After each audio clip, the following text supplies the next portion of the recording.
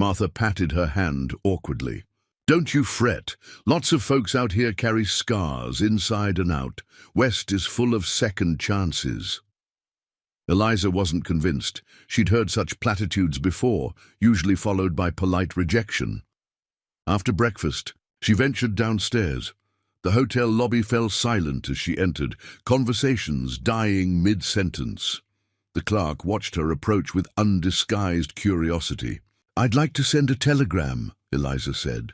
Outside, Redemption Creek was alive with morning activity. Wagons rumbled down the main street, miners trudged toward the hills, and shopkeepers swept their boardwalks.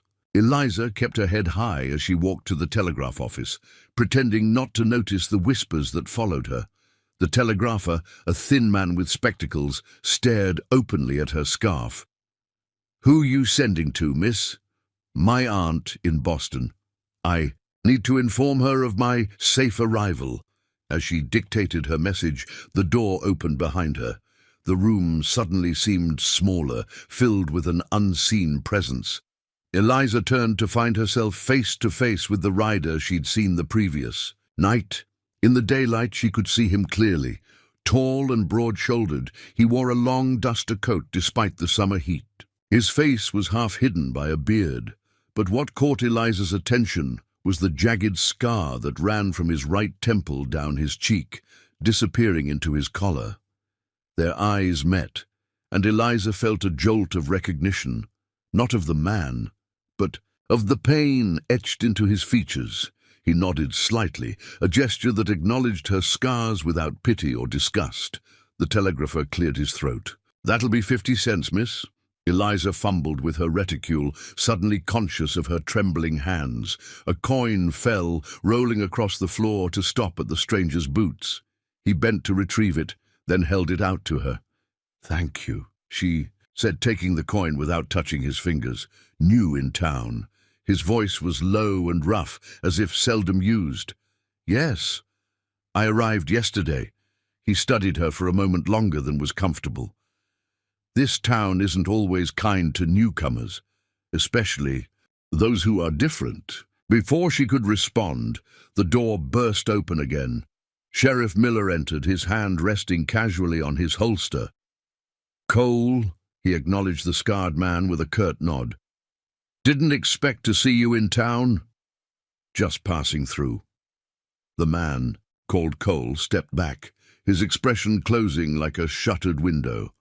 "Ma'am," he said to Eliza, touching the brim of his hat before slipping past the sheriff and into the street. "You do well to steer clear of that one," Miller said, watching Cole through the window. "Jackson Cole's an outlaw with a price on his head in 3 territories. "Then why isn't he in your jail?" Eliza asked. The sheriff's mouth twisted. "Man, saved my son from a cougar attack last winter. I owe him, but that doesn't make him safe company for a lady." Outside, Cole mounted a midnight black stallion. As he rode past the telegraph office, his eyes met Eliza's through the window. Something passed between them, a current of understanding that made her breath catch. Preparing and narrating this story took us a lot of time, so if you are enjoying it, subscribe to our channel. It means a lot to us. Now back to the story. That afternoon, a wagon arrived outside the hotel. A man in his 30s climbed down, straightening his coat before entering. Through the lobby window, Eliza watched him speak to the clerk, who pointed toward the stairs. Thomas Reed had come for his bride. Eliza smoothed her dress, adjusted her scarf, and waited for the knock that would determine her future. When it came, she opened the door to find a thin-faced man with receding blonde hair and pale blue eyes that widened at the sight of her covered face. "Miss Blackwood, I'm Thomas Reed." "Mr. Reed." She stepped back to allow him entry. "It's a pleasure to finally meet you." He remained in the doorway, his gaze fixed on her scarf. "Your letters didn't mention any injury." "No," she admitted. "They didn't. Would you like to come in? I can explain." He hesitated, then entered the room, keeping his distance as if her condition might be contagious. Eliza steeled herself and removed her scarf. The shock on his face was familiar. She'd seen it countless times before. What followed was equally predictable. The quick recovery, the forced smile, the retreat disguised as consideration. "Miss Blackwood, this is unexpected. I've made arrangements for a wife who can help with the ranch, entertain business associates, represent our family in town." "I can do all those things, Mr. Reed," Eliza said, fighting to keep her voice steady. "My appearance doesn't affect my abilities." Of course. His eyes darted around the room, looking anywhere but at her face. "But you must understand, I have a position to maintain. The Ranchers Association, my standing in the community." The familiar humiliation washed over her. "You're breaking our agreement." "I'll pay your return fare to Boston, of course," he offered magnanimously, "and a little extra for your trouble. It's the decent thing to do." "Decent?" The word escaped as a bitter laugh. "You advertise for a wife, Mr. Reed, not an ornament." "I advertise for a normal woman," he snapped, his facade of politeness cracking. "Not a freak." The word hung in the air between them, sharp as a slap. Eliza had heard it whispered behind fans in Boston drawing rooms, but never thrown so boldly to her face. Reed composed himself, straightening his coat. "I'll make arrangements with the stagecoach office. The next eastbound leaves tomorrow morning." When he was gone, Eliza sank onto the bed, numb rather than tearful. Somewhere deep inside, she'd expected this outcome, had braced for it even as she'd allowed herself to hope. The West, it seemed, was no different from the East when it came to judging women by their appearance.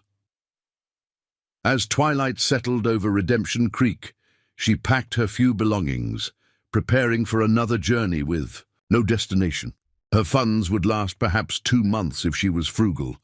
After that, a soft knock interrupted her thoughts. Expecting Martha Miller with dinner, she opened the door to find Jackson Cole standing in the hallway, his scarred face impassive. "Heard. You might need a job," he said without preamble. "My ranch needs a housekeeper, pays fair, works hard." Eliza stared at him, too surprised to speak. "Town's already talking," he continued. "Reed's rejection, your predicament. News travels fast here." "Why would you offer work to a stranger?" she finally asked. His hand rose unconsciously to his own scar. "Let's just say I know something about being judged by appearances. You said you were just passing through. Plans change." His eyes, dark and unreadable, held hers. "My place is 3 hours' ride north. You can stay in my late mother's cabin. It's separate from the main house, proper.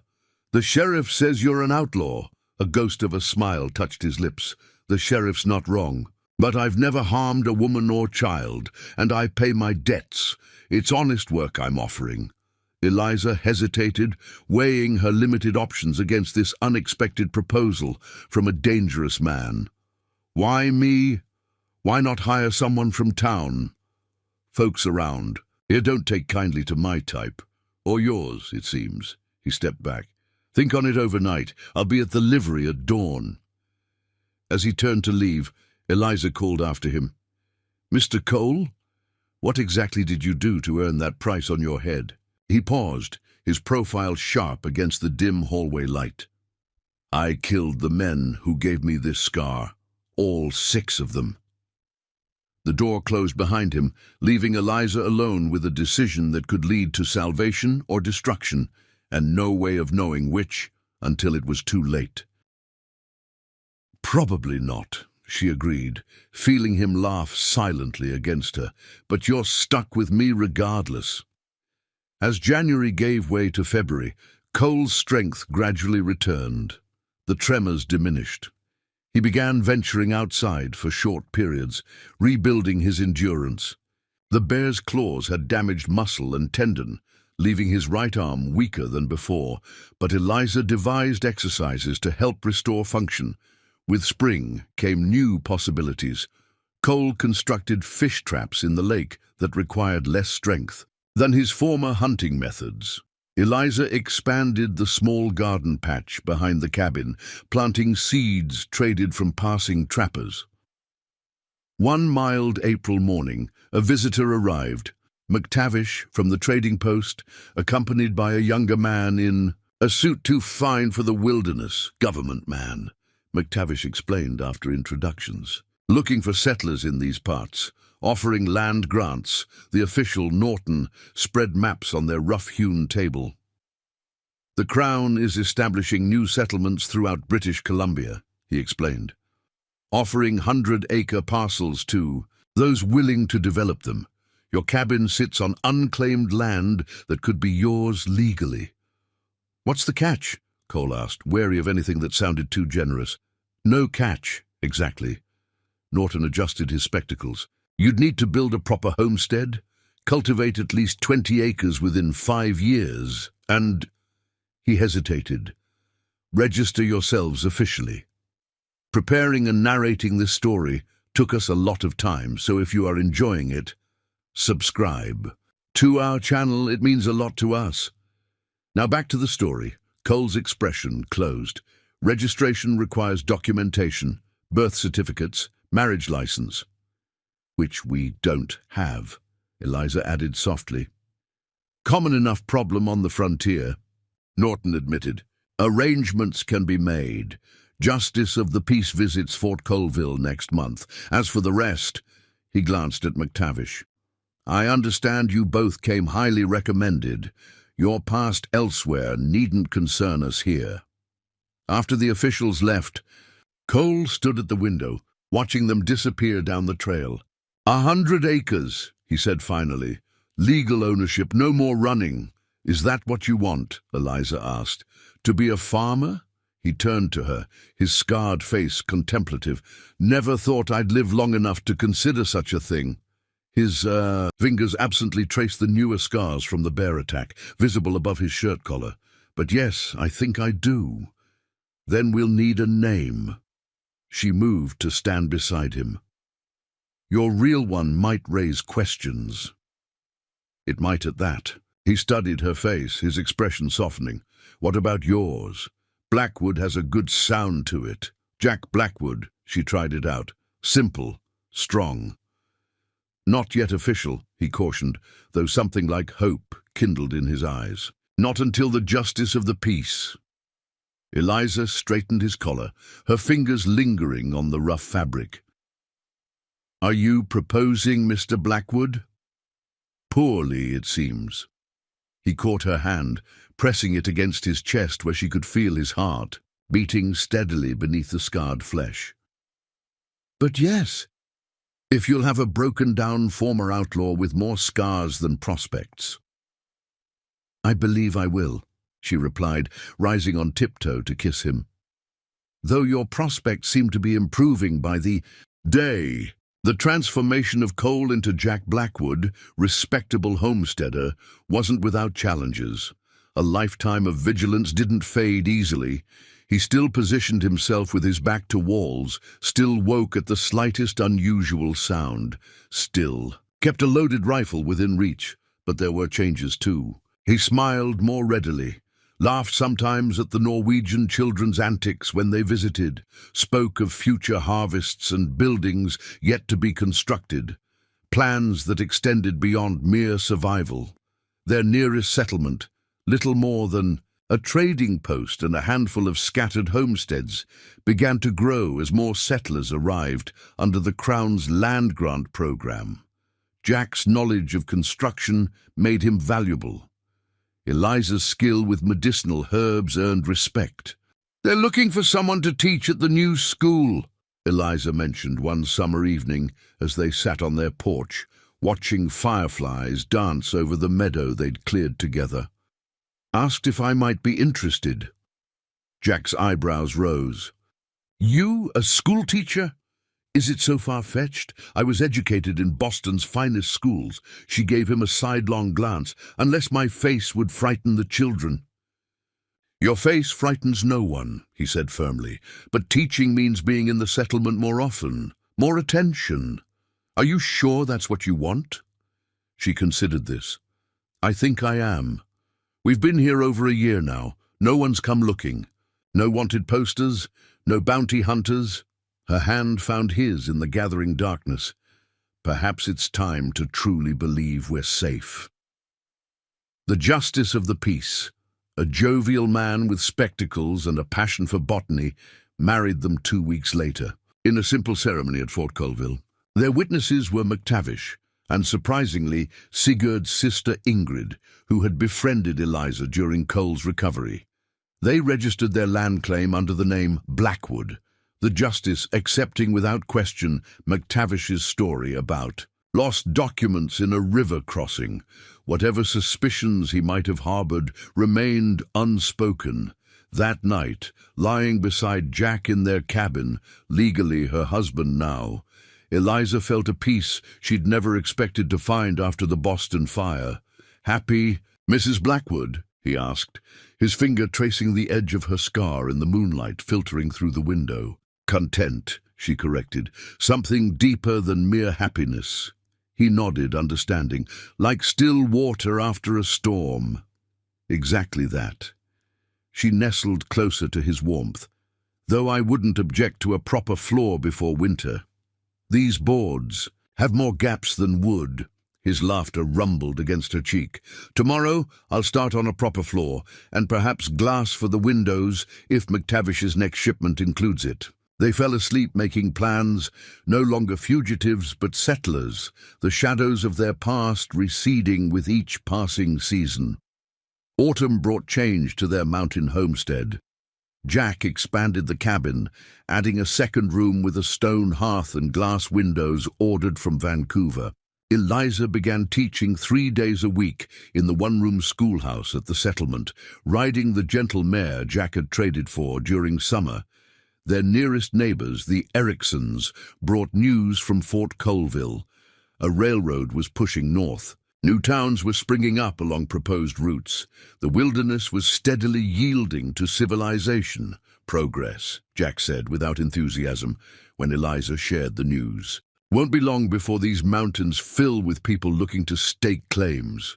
"Does that worry you?" she asked, noting the shadow that crossed his face.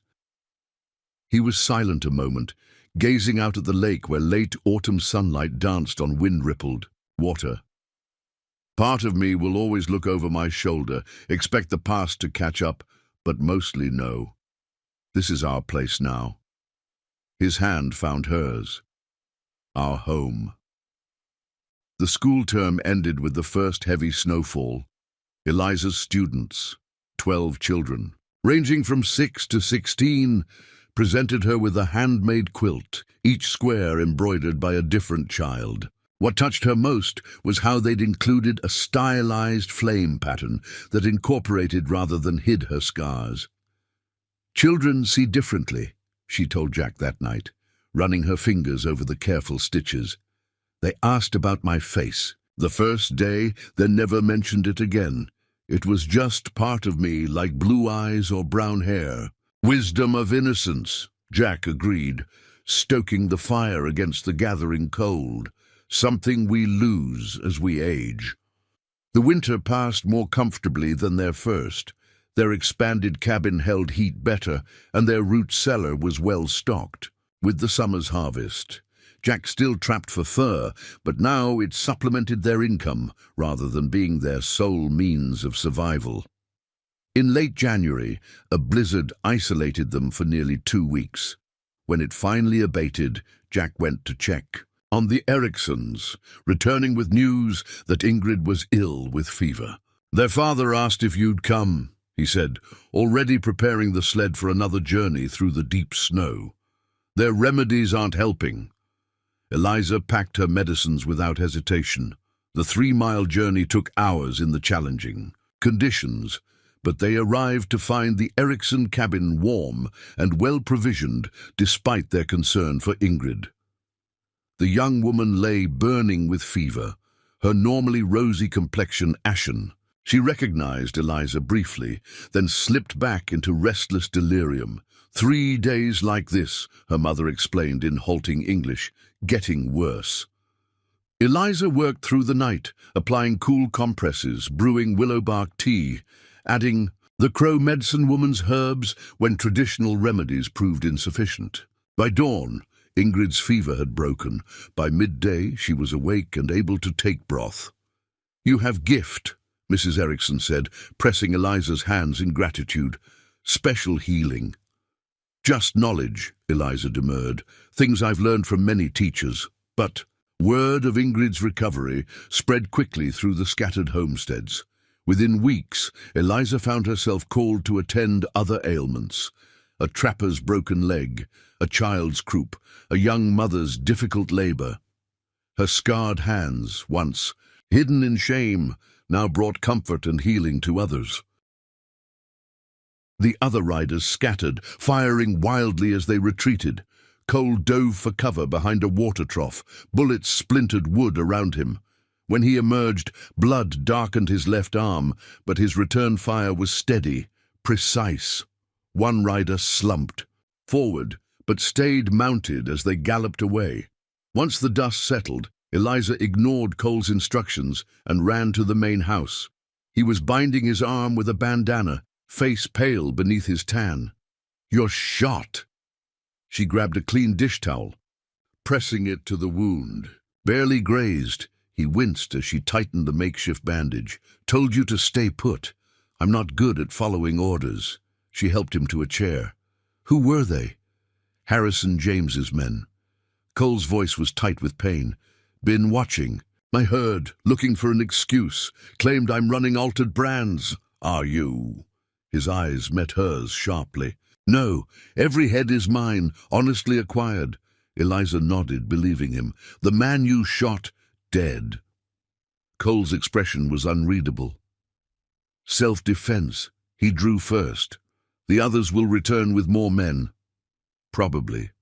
That's why you should leave. First light tomorrow." He tried to rise, grimacing.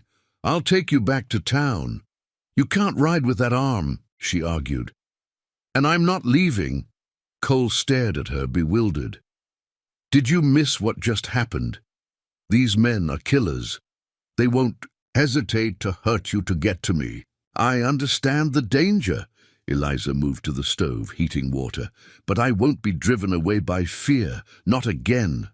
"This isn't your fight." She returned with the hot water and clean rags, carefully removing the blood-soaked bandana. "You offered me refuge when others saw only my scars. Now I'm offering my help." Her fingers worked gently, cleaning the bullet graze. "I may not be able to shoot, but I can tend wounds, keep watch, load rifles." "Why?" Cole's question was barely audible. "Why risk your life for an outlaw you barely know?" Eliza's hands stilled on his arm. The truth rose to her lips before she could consider it. "Because you looked at me and saw a person, not just scars. Because in 10 days here, I felt more at home than in 3 years in Boston after the fire." Their eyes met, something unspoken passing between them. "They'll come at nightfall," Cole finally said. "We need to prepare." Together they worked through the afternoon, boarding windows, positioning rifles at strategic points, preparing lanterns to illuminate the yard. As dusk approached, Cole taught Eliza to load his spare revolver. "Aim for the body, not the head," he instructed. "And don't hesitate. These men won't show mercy because you're a woman." As darkness fell, they waited in the shadowed house. Eliza's heart hammered against her ribs, but her hands were steady. Outside, crickets chirped, then suddenly fell silent. "They're here," Cole whispered. "Remember what I taught you." Shadows moved at the edge of the yard. 5 men, maybe 6, spreading out to surround the house. Cole's injured arm didn't hamper his aim. His first shot dropped a man creeping toward the back door. Return fire shattered the remaining windows, sending glass spraying across the floor. A bullet splintered the doorframe inches from Eliza's head. She ducked, then fired at a shadow lunging toward the porch. Her shot went wide, but the man retreated. "Behind you!" Cole shouted. Eliza whirled to see a figure climbing through the kitchen window. Without thinking, she swung the empty lamp in her hand. It connected with the intruder's head with a sickening crack. He crumpled to the floor. Outside, horses whinnied. In panic, as Cole's shots found more targets, a man screamed, then silence fell except for retreating hoofbeats. "They're running," Cole said, reloading quickly. "But they'll be back." Eliza stood trembling, the broken lamp still clutched in her hand. The man at her feet groaned, blood streaming from his temple. "You did well," Cole said, binding the unconscious man's hands. "Most women would have fainted at the first shot. I'm not most women." Her voice sounded distant to her own ears. "I faced fire. Guns seem less frightening somehow." Cole looked at her with new appreciation. "We can't stay here. They'll return with more men. We need to leave before dawn." "Where? Will we go?" "There's a line shack in the high country. We can hold out there until I decide our next move." He checked his wounded arm, the bandage now spotted with fresh blood. "It's your last chance to walk away, Eliza. I can get you to town before heading to the mountains." Preparing and narrating this story took us a lot of time, so if you are enjoying it, subscribe to our channel. It means a lot to us. Now, back to the story. She shook her head. "I told you I'm not leaving. Whatever comes, we'll face it together." Something shifted in Cole's expression. Surprise, followed by a warmth she hadn't seen before. Together then, they spent the night gathering supplies, food, ammunition, medical supplies. The prisoner was gagged and tied to a heavy chair, left with water and food he could reach. He'd be uncomfortable but alive when his companions returned. As false dawn lightened the sky, they saddled the horses. Cole winced as he mounted, his injured arm clearly paining him despite his stoic expression. "Stay close," he murmured as they rode out. "The trail gets treacherous." They climbed steadily, leaving the valley behind. Pine forests gave way to rocky terrain where the horses picked their way carefully along narrow trails. By mid-morning, they'd reached a vantage point where they could see the ranch below. Smoke rose from the main house. Harrison James's men had returned and set fire to the buildings. Cole watched expressionlessly as flames devoured his home. "They'll search the high country next," he said finally. "We need to keep moving." Eliza touched his arm. "I'm sorry about your home. Just logs and nails can be rebuilt." But his jaw was tight, his eyes hard, as he turned his horse away from the view.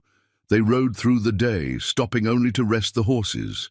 By late afternoon they reached a small cabin nestled against a cliff face, partially hidden by pines. A stream burbled nearby, and wildlife trails crisscrossed the small clearing.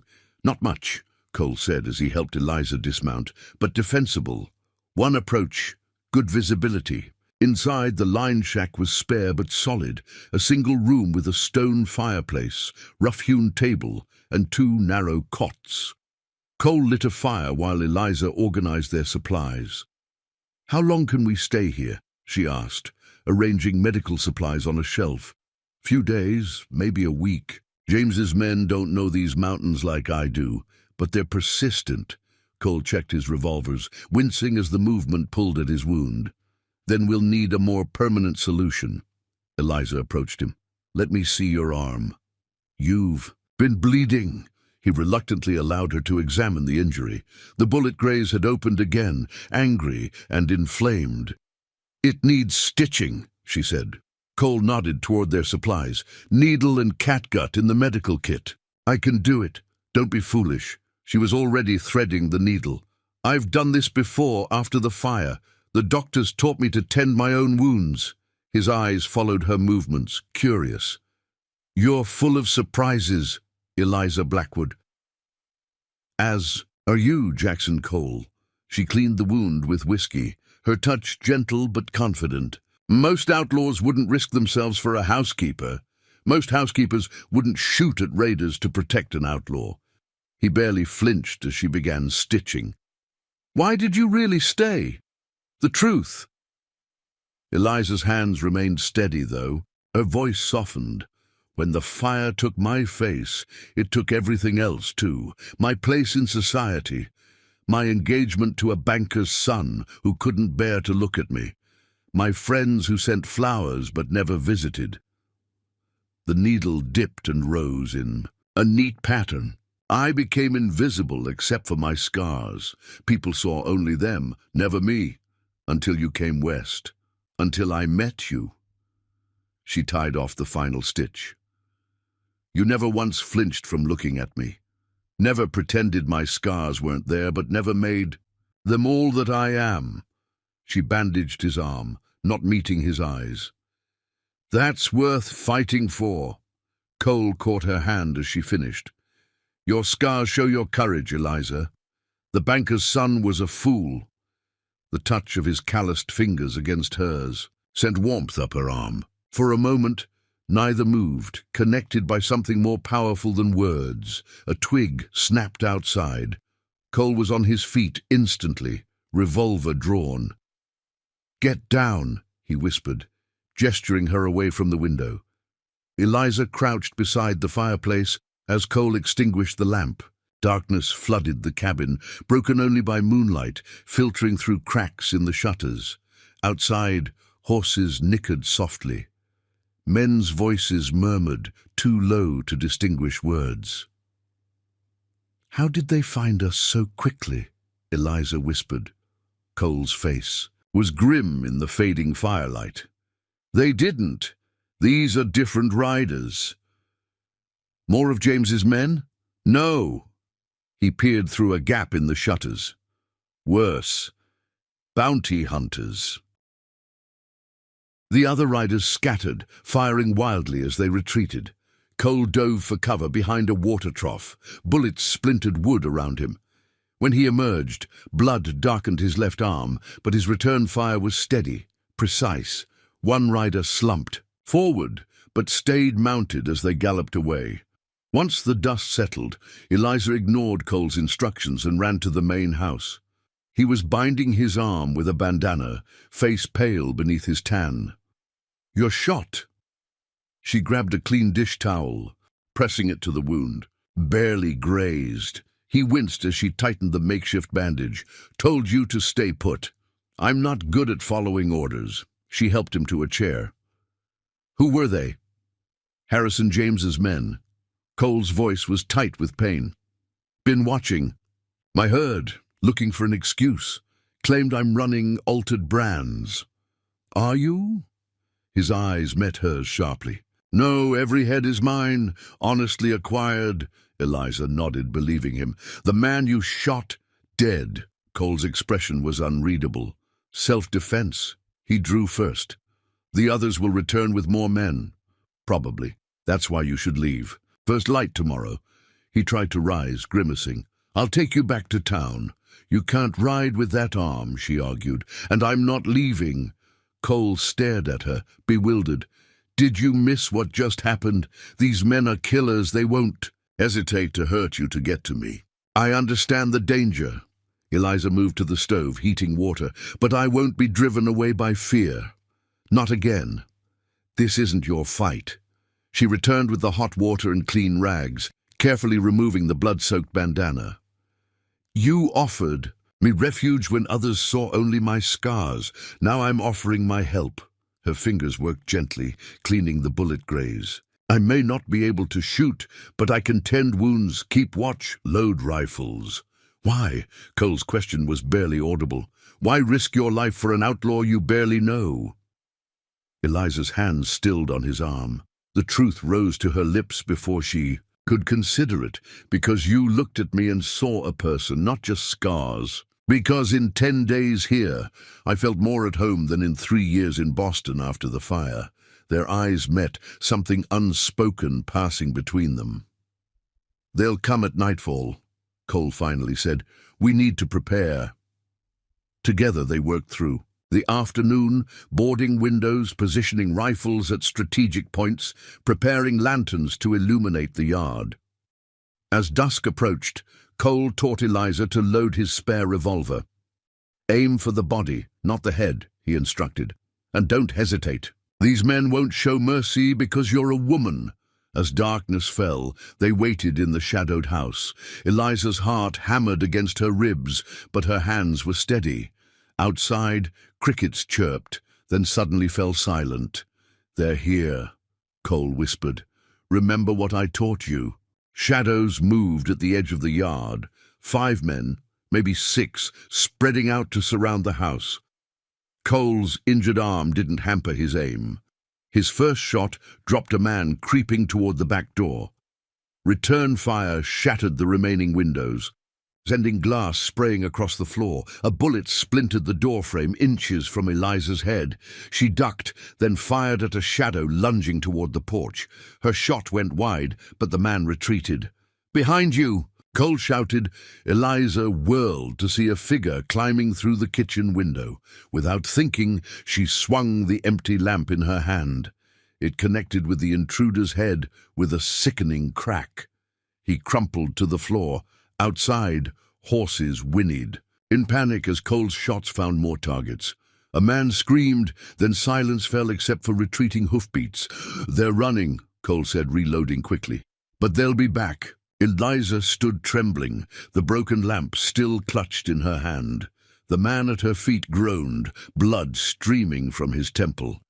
"You did well," Cole said, binding the unconscious man's hands. "Most women would have fainted at the first shot." "I'm not most women." Her voice sounded distant to her own ears.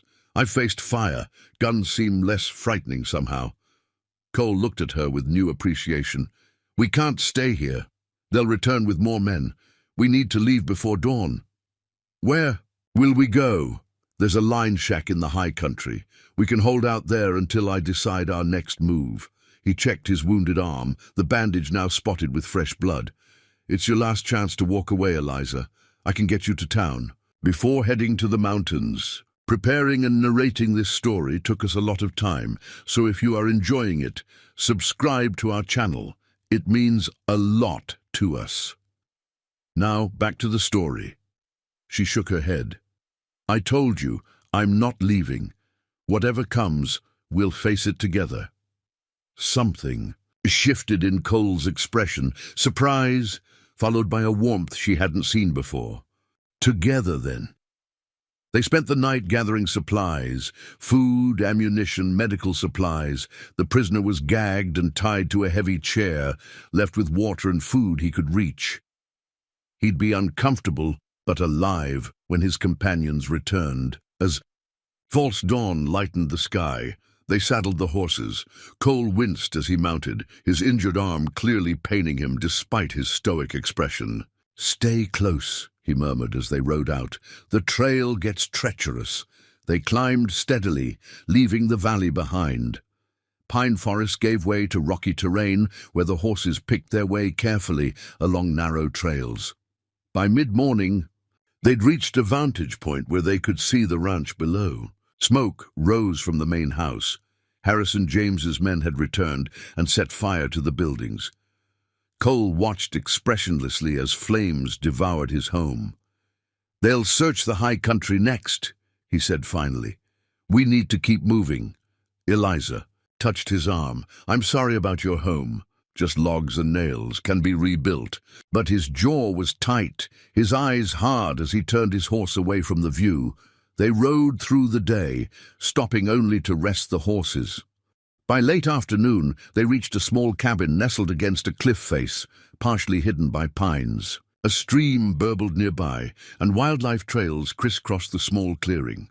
"Not much," Cole said as he helped Eliza dismount, "but defensible. One approach, good visibility." Inside, the line shack was spare but solid. A single room with a stone fireplace, rough-hewn table, and 2 narrow cots. Cole lit a fire while Eliza organized their supplies.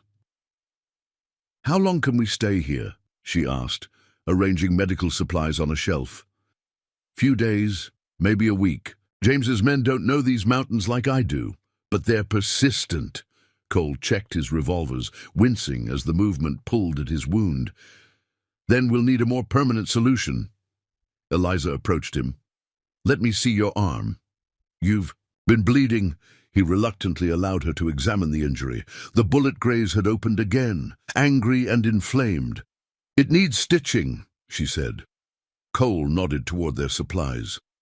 "Needle and catgut in the medical kit. I can do it." Don't be foolish. She was already threading the needle. I've done this before after the fire. The doctors taught me to tend my own wounds. His eyes followed her movements, curious. You're full of surprises, Eliza Blackwood. As are you, Jackson Cole. She cleaned the wound with whiskey, her touch gentle but confident. Most outlaws wouldn't risk themselves for a housekeeper. Most housekeepers wouldn't shoot at raiders to protect an outlaw. He barely flinched as she began stitching. Why did you really stay? The truth. Eliza's hands remained steady, though. Her voice softened.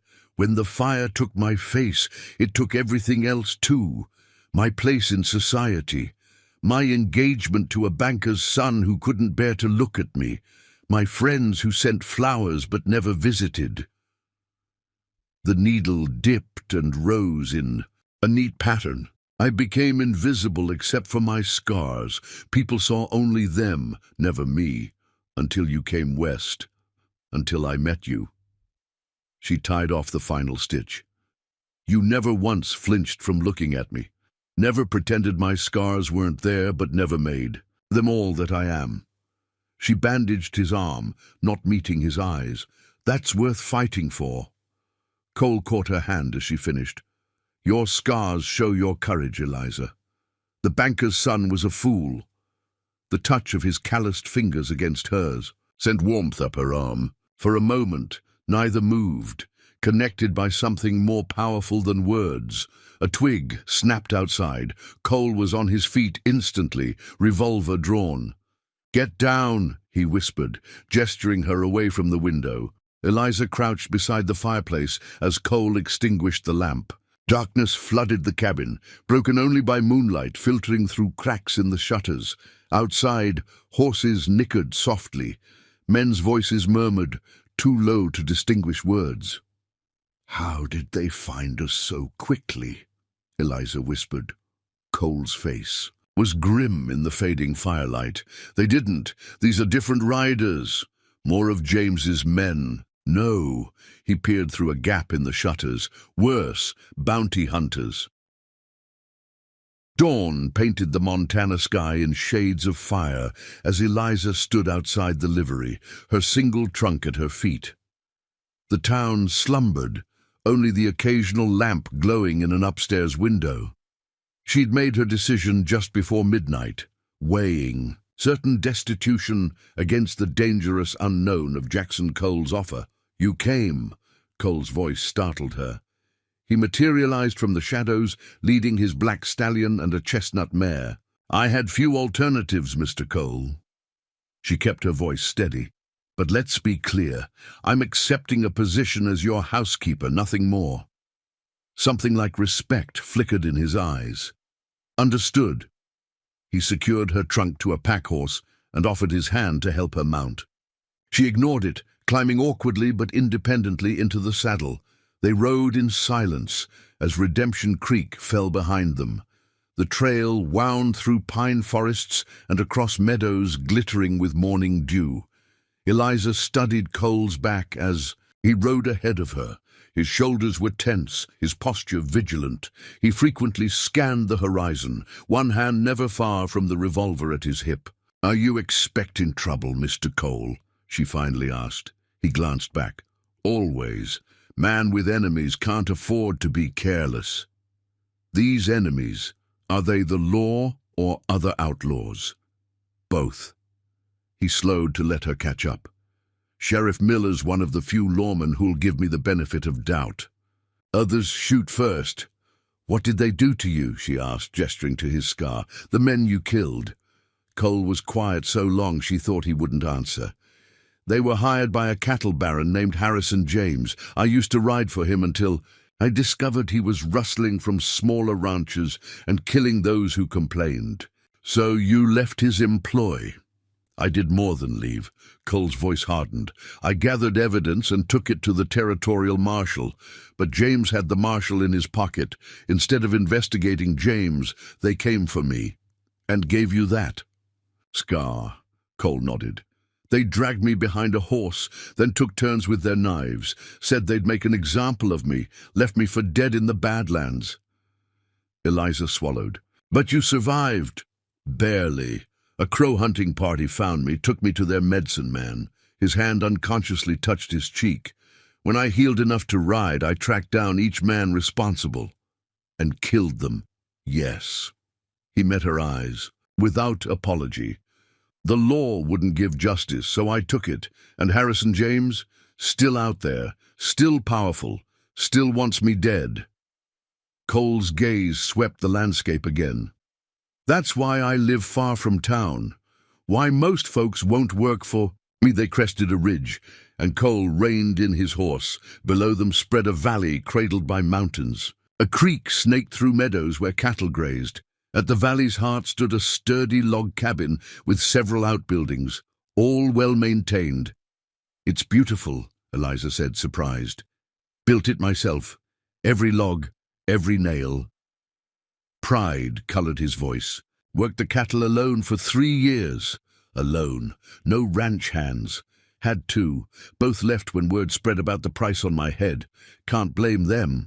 He nudged his horse forward. Your cabin's just beyond that copse of aspens. Used to be my mother's. Before she passed. As they descended into the valley, Eliza realized she'd made a bargain with a killer. A man hunted by both criminals and lawmen. Yet something about Cole's straightforward manner reassured her. He'd had ample opportunity to harm her on the isolated trail, yet he'd been nothing but respectful. The cabin was small but immaculate, with a stone fireplace and polished wooden floors. A quilt in vibrant colors covered the bed, and copper pots hung from hooks in the kitchen area. Fresh-cut wildflowers stood in a mason jar on the table. Eliza turned to Cole in surprise. You prepared for my arrival. He looked almost embarrassed. Wasn't sure you'd come. Hoped you might. It's thoughtful. My mother taught me hospitality. He set her trunk down. Rest today. Tomorrow I'll show you around the main house. Explain your duties. As he turned to leave, Eliza found herself saying, The fire took my family. 3 years ago in Boston.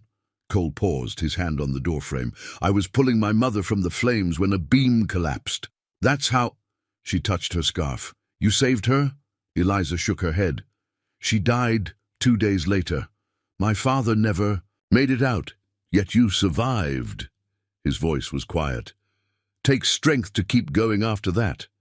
Before she could respond, he was gone, boots crunching on the gravel path. Eliza stood in the doorway, watching him stride toward the main house, wondering why she'd shared her story with a dangerous stranger, and why his understanding meant more than all the pity she'd received in Boston. Morning came with birdsong and the distant lowing of cattle. Eliza rose early, donning a simple dress and securing her scarf. In the small mirror above the washstand, she studied her reflection. The silk covered her scars, but couldn't hide them completely. Thomas Reed's words echoed, a freak. Yet Cole had looked at her scarred face without disgust, had seen past it to offer her work. Perhaps because he carried his own disfigurement, worn openly without shame. At the main house, a larger log structure with a wide porch, she found Cole splitting wood. He worked with methodical precision, his movements economical. Sweat darkened his shirt despite the morning chill. Mr. Cole, she called, announcing her presence. He set down the axe. Just Cole is fine. Or Jackson, if you prefer. Then you must call me Eliza, not Miss Blackwood. He nodded, wiping his hands on a rag. Come inside. Coffee's hot. The house's interior was unexpectedly refined. Heavy timber furniture mingled with pieces that wouldn't have looked out of place in a Boston parlor. Bookshelves lined one wall, filled with leather-bound volumes. A piano stood in the corner, its surface dusty, but the keys well-maintained. This isn't what I expected, Eliza admitted, running her fingers along a carved mantelpiece. Most outlaws live in caves, eating raw meat. A rare smile briefly transformed his face, softening the harshness of his scar. Something like that. She accepted the coffee he offered. You play the piano? My mother taught me. Haven't touched it in years. He gestured around the room. This was all her doing. She had dreams of creating a refined home on the frontier. Ordered furniture from St. Louis, books from New York. She succeeded. It's lovely. Cole's expression clouded. She died believing I was a murderer. Never got to tell her the truth about Harrison James, about why I did what I did. Eliza was quiet, sensing his grief. Finally, she asked, "What would you have me do first?" He showed her through the house, explaining what needed attention. The place was remarkably clean for a bachelor's dwelling, but dust had accumulated in corners, and the kitchen needed organizing. Cole was specific about his preferences, but not demanding. "I leave before dawn most days. Return around sunset," he explained. "Midday meal isn't necessary, just supper. Do you ever entertain guests?" A short laugh. "Outlaws don't host dinner parties, Eliza. Then why hire a housekeeper at all?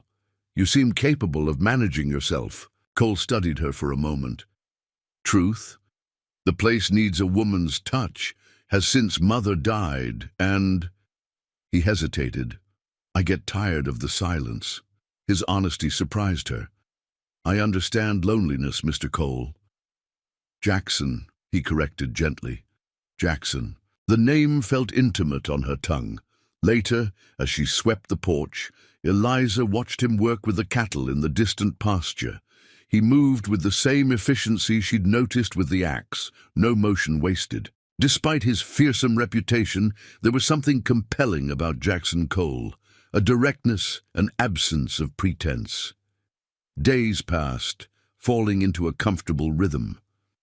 Eliza rose early to prepare coffee before Cole left for the range.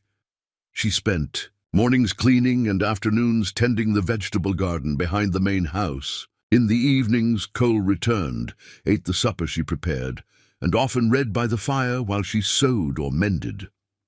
They spoke little at first, but gradually conversation came easier. Cole asked about Boston, and Eliza found herself describing her life before the fire, the music, the art, the society she'd once been part of. "You were wealthy," he observed one evening. "My father was a shipping merchant. We lived on Beacon Hill." She smiled at the memory. "I had lessons in French, watercolors and piano. All useless skills out here." "Not useless." Cole nodded toward the silent piano. "That instrument needs playing." Perhaps someday. On her 10th day at the ranch, Eliza was hanging laundry when she spotted riders approaching, 3 men, moving fast. She hurried inside to find Cole already watching from the window, rifle in hand. "Go to your cabin," he ordered. "Bar the door. Don't come out until I call you." "Who are they?" "Trouble." His face was grim.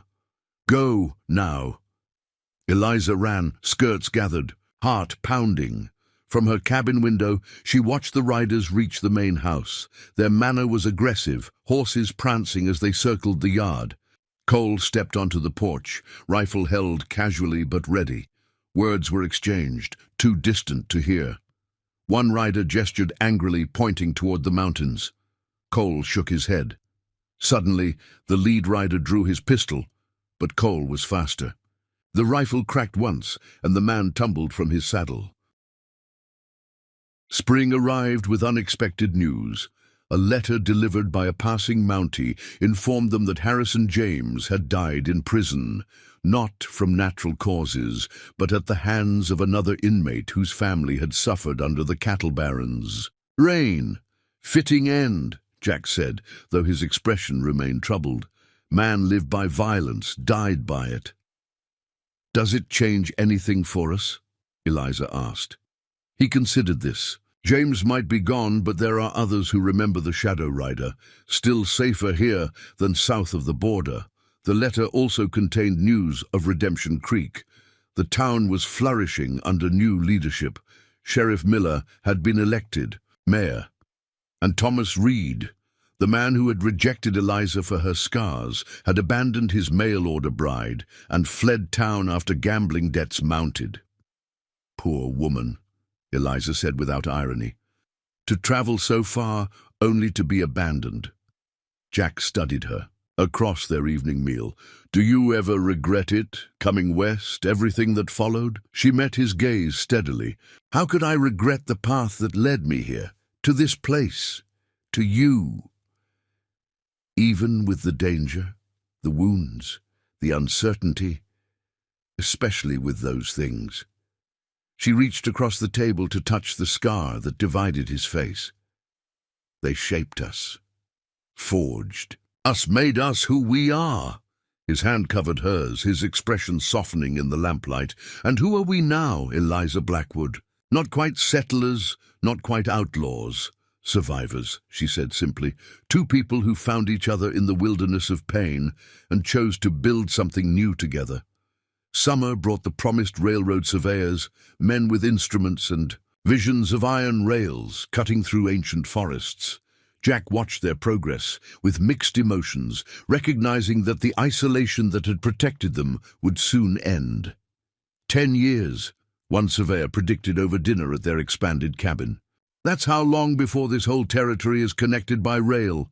Vancouver to the Rockies. Progress, friends, the future.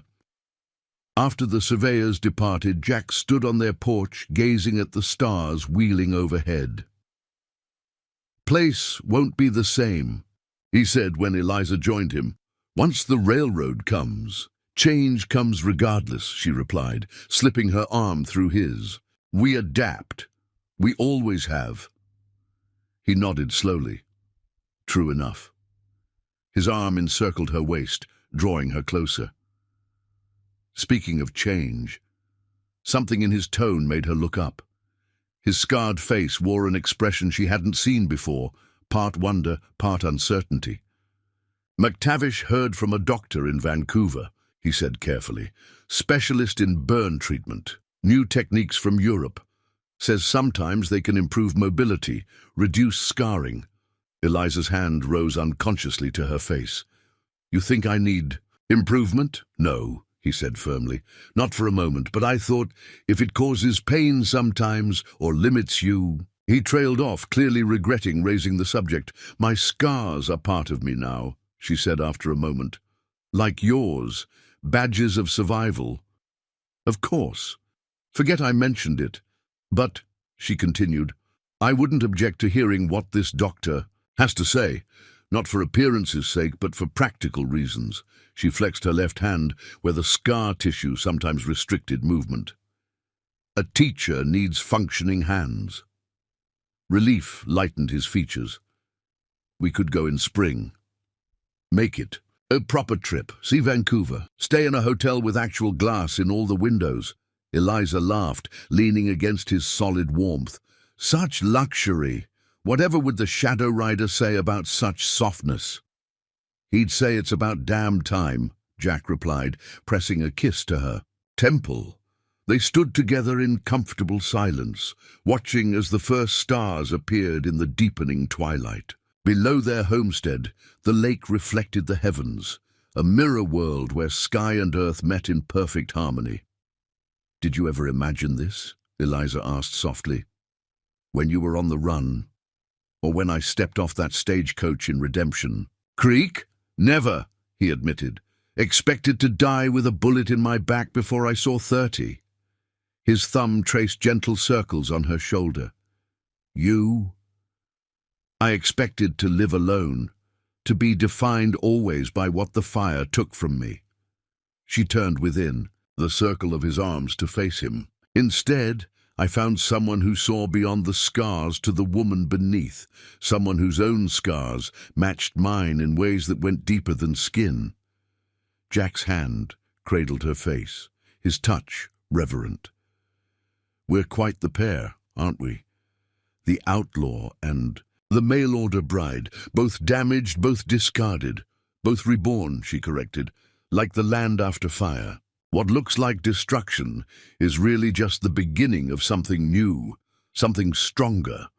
As night settled over their mountain homestead, two scarred souls who had once been defined by their wounds embraced the healing they had found in each other, not perfect, not complete, but genuine. a healing that acknowledged pain without being limited by it, a healing that promised not the erasure of scars, but the discovery of purpose within them, and in that purpose they found the most unexpected gift of all, a future neither had dared to imagine, built not despite their broken places but because of them. Jack was mending fence on their northern boundary when Sarah came running across the field, breathless with excitement. "Papa! Red coats at the house, and a man in a fancy hat asking for you!" Setting aside his tools, Jack approached the homestead. With measured steps, noting how the visitor studied him with close attention as he drew near. Eliza stood on the porch, her expression carefully neutral, but her body tense. "Mr. Blackwood?" the stranger inquired, extending his hand. "Commissioner Harrington, Northwest Mounted Police." Jack accepted the handshake, his face betraying nothing. Of the wariness that instantly flooded his system. "What brings a commissioner to our homestead?" "A progress, Mr. Blackwood." Harrington smiled affably. "The railroad's arrival means organizational changes for law enforcement. Fort Colville is being expanded. New officers assigned." He gestured to the Mounties, who waited respectfully nearby. "I'm conducting an assessment tour of the territory." "And that brings you here specifically?" Jack kept his tone casual, aware of Sarah watching wide-eyed from behind Eliza's skirts. "Your name arose repeatedly in discussions with Judge Hawkins and others. Seems you've become something of a local authority, town council, mediator in disputes, respected voice." Jack relaxed marginally. "Just a homesteader trying to be a good neighbor." Harrington's keen eyes swept the property, the well-maintained buildings, productive fields, evidence of prosperity built through honest labor. "Judge Hawkins suggested you might be interested in a more formal role. We're establishing a circuit magistrate position, someone to handle minor legal matters between the judge's quarterly visits." The suggestion caught Jack entirely off guard. "I have no legal training." "Training can be arranged. Character and judgment are harder to acquire." Harrington studied Jack openly now. "Judge Hawkins speaks highly of both in your case." Jack felt Eliza's hand slip into his, a silent expression of support. "It's an unexpected offer, Commissioner. I'd need to consider it carefully." "Of course. I'll be at Fort Colville for 2 weeks." Harrington mounted his horse with the ease of a lifelong rider. "Think about it, Mr. Blackwood. The territory needs good men as it develops." After the visitors departed, Jack stood silent on their porch, watching dust settle on the trail. "Magistrate," he finally said, the word sounding foreign on his tongue. "Me." "Why not you?" Eliza countered. "Who better understands justice and its absence? A man with my history?" "A man with your present," she corrected. "The past matters less each year we build here." He turned to her, his scarred face troubled. "Accepting means official records, paperwork, background checks eventually." "Under the name Blackwood," she reminded him. "The name that's legally yours now, through marriage and land grants and tax records." Jack nodded slowly, though doubt still shadowed his expression. "I'll think on it." That night, a rare summer storm swept through the valley, rain lashing against windows and wind howling around eaves. Sarah crawled into their bed, frightened by thunder that shook the cabin's sturdy walls. "Nothing to fear," Jack assured her, tucking her between himself and Eliza. "Just the sky clearing its throat." "Will it hurt our house?" Sarah asked, burrowing against his side. "No, little one. We built this place strong." He exchanged a look with Eliza over their daughter's dark head. "Strong enough to weather any storm." The metaphor wasn't lost on either adult. They had constructed not just a physical home, but a life, a family, an identity that grew more secure with each passing season. The Shadow Rider existed now only in fading wanted posters and frontier legends. Jack Blackwood, husband, father, respected citizen, was the reality, but the past never fully relinquished its grip. 3 days after the commissioner's visit, a letter arrived addressed simply to J. Cole at the Aspen Creek settlement. Some postmark showed it had traveled from Montana Territory, following a circuitous route that suggested persistence on the sender's part. Jack recognized the handwriting immediately. "Sheriff Miller," he told Eliza, breaking the seal with a mixture of apprehension and curiosity. "Now, Mayor Miller, according to this letterhead." The message was brief but consequential. Harrison James's former holdings had been sold at auction, the proceeds divided among those he had wronged. A significant sum had been set aside for J. Cole in recognition of his testimony that broke James's criminal enterprise. "Restitution," Jack said, passing Eliza the letter. "For property destroyed, they say."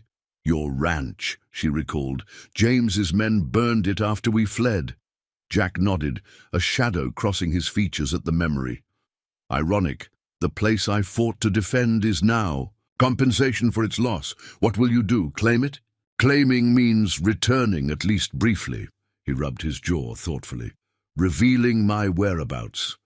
Opening old questions." "The money could secure Sarah's future," Eliza pointed out. "Education. Opportunities we didn't have." The consideration of their daughter's welfare tipped the balance. Jack drafted a careful response to Miller, authorizing him to accept the funds on his behalf and transfer them to a bank in Vancouver. The letter, signed J. Blackwood, formerly of Montana, acknowledged the past while asserting the present. Preparing and narrating this story took us a lot of time, so if you are enjoying it, subscribe to our channel. It means a lot to us. Now back to the story. Autumn painted the valley in russet and gold, the aspens for which the settlement was named turning their leaves to shimmering coins that danced in the breeze. Jack found himself walking the boundaries of their property, more frequently not from the old vigilance, but from appreciation. Each maple, each granite outcropping, each meadow grassy slope had become familiar as his own scarred face. "I'll accept Harrington's offer," he told Eliza one evening, as they watched sunset transform the distant mountains. "If it's still open." She glanced at him, reading the resolve in his features. "What changed your mind?" "Sarah," he said simply. "When she asked about our scars, she called them stories of bravery. Made me think about what story I'm writing now, for her to witness, to remember. And that story includes being a magistrate? It includes standing for something," he clarified. "Using what life taught me, even the hard lessons, especially those." The decision made, Jack rode to Fort Colville the following day to meet with Commissioner Harrington. The fort had expanded considerably since his first visit years earlier, now boasting proper buildings of milled lumber instead of rough-hewn logs. The commissioner received him in an office furnished with items that must have traveled thousands of miles from eastern cities. "I hoped you'd accept," Harrington said, offering cigars which Jack declined. "Judge Hawkins speaks of your practical wisdom, says you cut through legal tangle to find the heart of matters." "I'm not educated in law," Jack reiterated his primary concern. "You'll have training, books, guidance from the judge." Harrington leaned forward, his expression earnest. "But more importantly, you understand these people, trappers, homesteaders, miners. You speak their language." Jack nodded, acknowledging the truth in this. "When would duties begin?" "After winter. You'd travel a circuit, 4 settlements, including your own, handling minor disputes, paperwork, preliminary hearings." Harrington pulled out a map indicating the territory Jack would cover. "Once monthly visits to each location, 3 days at most away from your homestead at any time." The practical details reassured Jack. This wasn't abandonment of the life he'd built, but an extension of it, a way to serve the community that had accepted him and Eliza without question, that had given Sarah a place to grow without shadows of the past dimming her horizon. "There's paperwork, of course," Harrington continued, sliding a folder across his desk. "Background information, references, formalities. Jack opened the folder, scanning the documents with care developed through years of watching for traps. Most seemed straightforward: personal history, education, character references. But one form specifically requested information about previous names and residences. Harrington noted his hesitation. "Something concerning you, Blackwood?" Jack met the commissioner's gaze directly. "My past isn't as straightforward as these forms expect." The seasons turned like pages in a well-worn book, each bringing new chapters to the story Jack and Eliza Blackwood were writing in the wilderness. Sarah grew from infant to toddler, her determined steps and curious mind a daily reminder of the future they were building. Her laughter echoed through the expanded cabin, now a proper home, with glass windows, polished wooden floors, and shelves lined with books ordered from Vancouver. 3 years passed in the rhythm of frontier life: planting and harvest, winter's isolation and summer's abundance. The settlement transformed into a proper town with a church, a schoolhouse where Eliza now served as headmistress, and enough commerce to warrant weekly mail service. Jack's reputation had evolved from mysterious newcomer to respected citizen. Few connected the quiet homesteader with the notorious shadow rider of Montana Territory. The scar that bisected his face was now just another feature of the man known for fair dealings and a willingness to help neighbors in crisis. "They're asking you to stand for town council," Eliza informed him one autumn evening as Sarah played with carved wooden animals on the hearth rug. "McTavish says it's practically decided already." Jack looked up from the ledger, where he tracked their growing herd of cattle, disbelief evident in his expression. "Town council? Me? The infamous outlaw, making laws." She smiled at the irony. "Life takes unexpected turns. I'll decline," he said, returning to his figures. "Politics isn't my concern." But the matter wasn't so easily dismissed. The following Sunday after church services, a delegation of settlers approached him formally.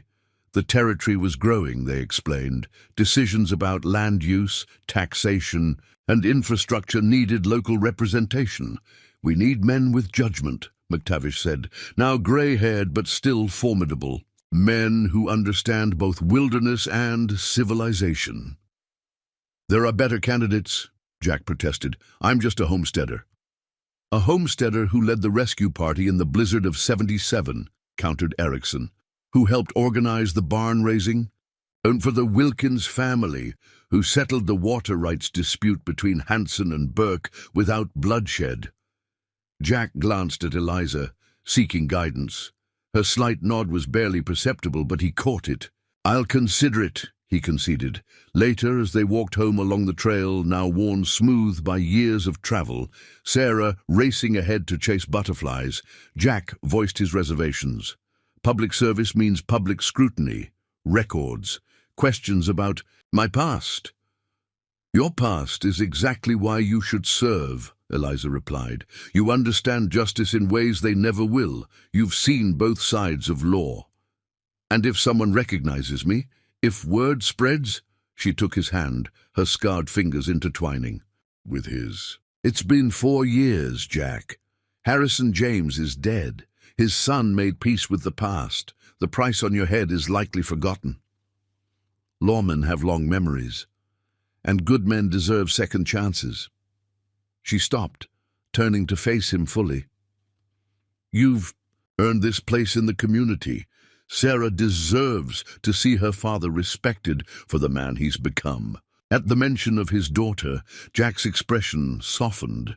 Sarah had inherited his dark eyes and Eliza's determination.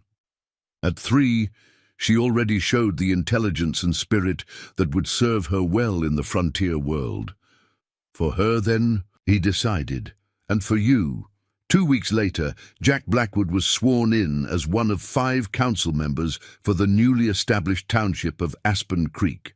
The irony wasn't lost on him, the former outlaw now helping establish order in the growing settlement. But as months passed, He found unexpected satisfaction in the work.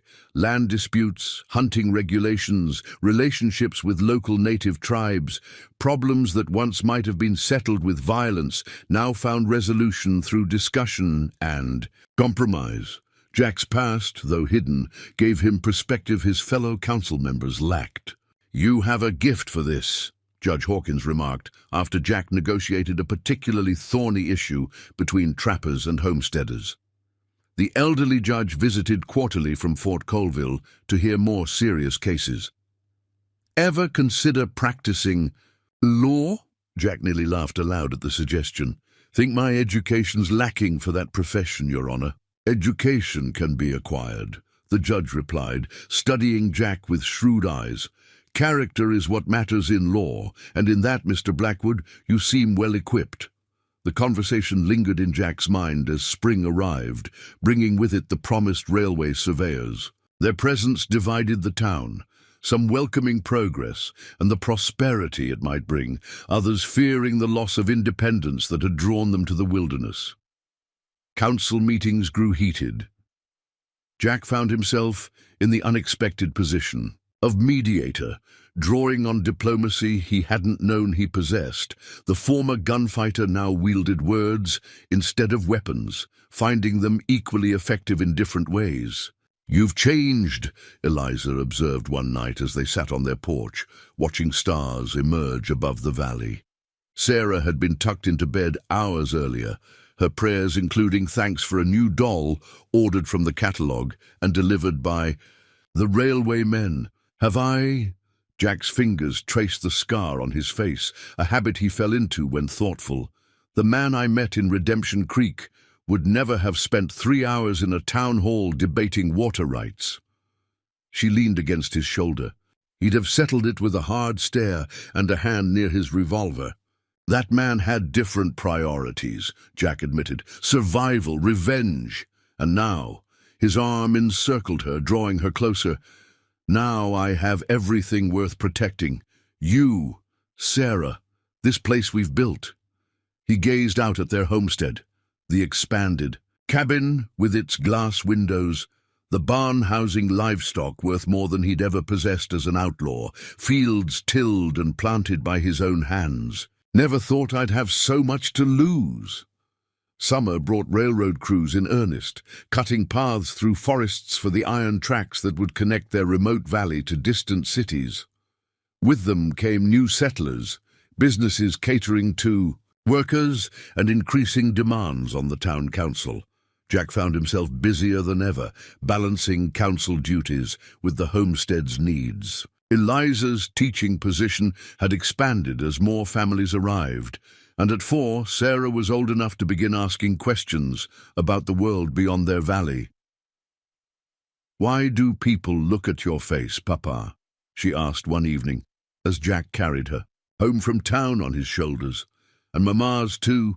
Jack exchanged a glance with Eliza, recognizing the moment they'd anticipated since Sarah was born. "Because we have scars, little one," he explained. "Marks from being hurt long ago." Sarah's small fingers touched the jagged line that bisected his cheek. "Did it hurt awful bad?" "It did," he acknowledged, "but the hurt faded. The marks remained." "Like when I fell and cut my knee?" "Something like that." Eliza joined the conversation, except our hurts were bigger. Sarah considered this with the solemn concentration of childhood. "I think your faces are the nicest faces," she finally declared. "Because they tell stories."